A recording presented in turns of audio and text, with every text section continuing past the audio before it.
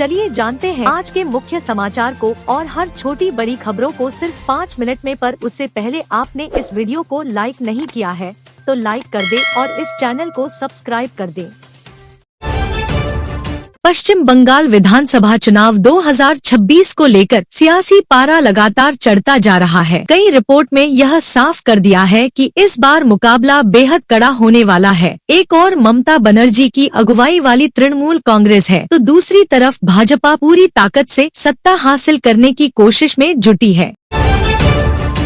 रोहित के साथ हुआ अन्याय, बोले आईपीएल 2026 सीजन में मुंबई इंडियंस की बेहद खराब शुरुआत के बाद कप्तान हार्दिक पांड्या कड़ी आलोचनाओं का सामना कर रहे हैं। मुंबई इंडियंस की 4 बार हार के बाद फूटा दिग्गज का गुस्सा, बोले हार्दिक को जल्द से जल्द दी कप्तानी छोड़ने की सलाह दी जाए।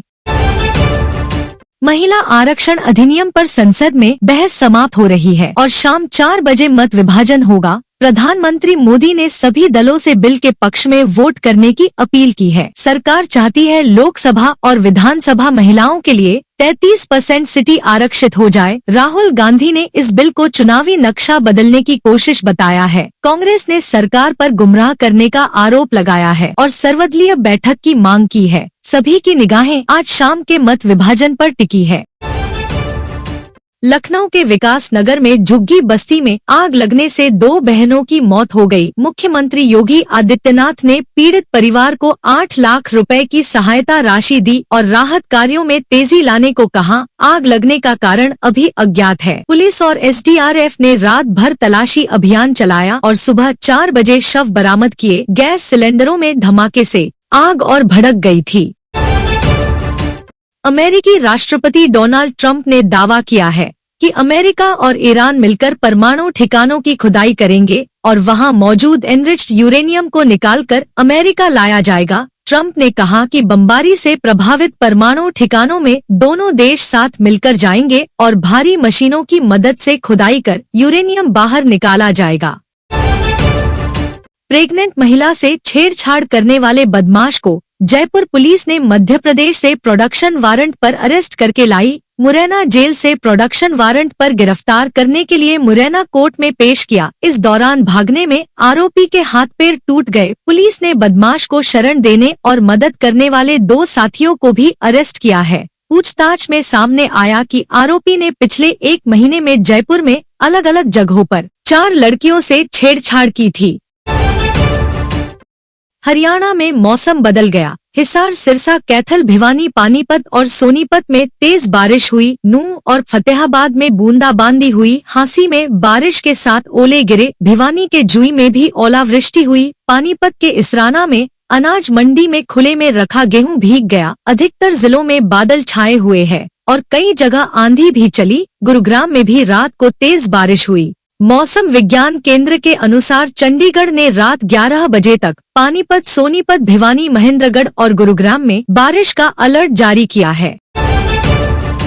संभल यूपी के मुबारकपुर बंद में प्रशासन ने अवैध अतिक्रमण पर कार्रवाई करते हुए मस्जिद की 35 फीट ऊंची मीनार ढहा दी। इसके अलावा मस्जिद के आसपास अतिक्रमण को भी बुलडोजर से तोड़ दिया गया। इस दौरान डीएम राजेंद्र पेंसिया व एसपी के बिश्नोई समेत 50+ पुलिसकर्मी मौजूद रहे। विरोध की आशंका देखते हुए भीड़ को खदेड़ दिया गया।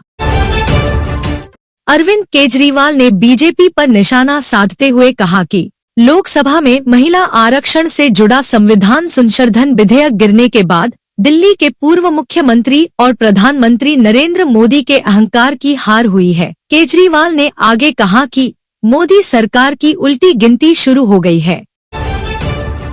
अमित शाह ने कांग्रेस सांसद राहुल गांधी पर सदन में असंसदीय भाषा का इस्तेमाल और अमर्यादित व्यवहार करने का आरोप लगाया है। उन्होंने कहा कि कभी वह सत्र छोड़कर विदेश चले जाते हैं, कभी फ्लाइंग किस देते हैं। शाह ने कहा, सदन में आप अपने वरिष्ठ नेताओं या प्रियंका गांधी बहन से कम बोलने का तरीका सीख लें।